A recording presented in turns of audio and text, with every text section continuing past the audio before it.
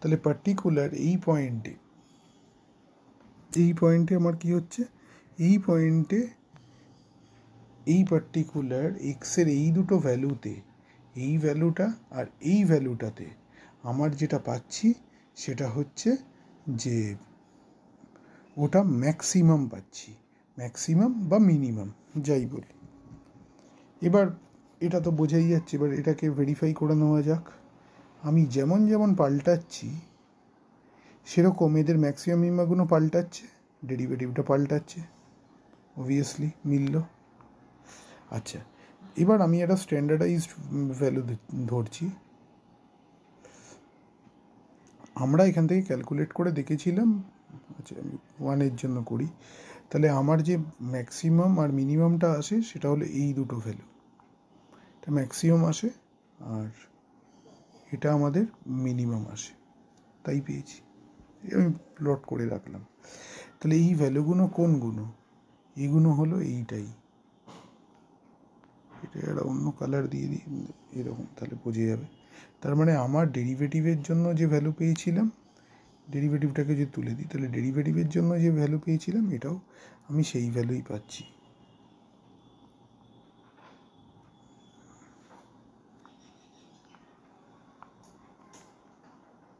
সেই ভ্যালুই পাচ্ছি।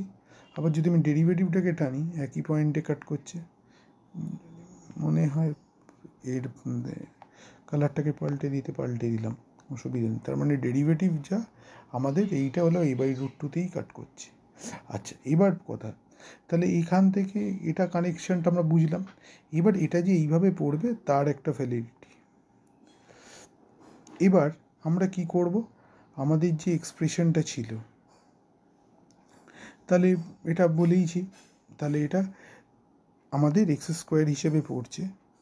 তাহলে আমরা তো x² গ্রাফটা যদি ভুলে গিয়ে থাকি তার জন্য ওটাও আরেকবার বলে দিচ্ছি।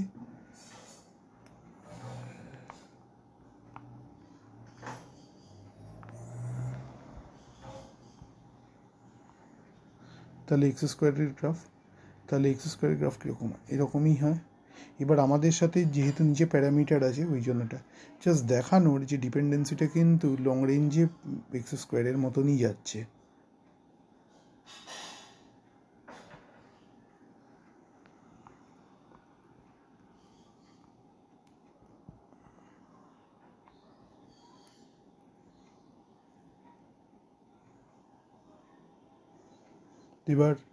এবার এখানে যখন আমি x² করছি এটা তো পজিটিভে আসছে,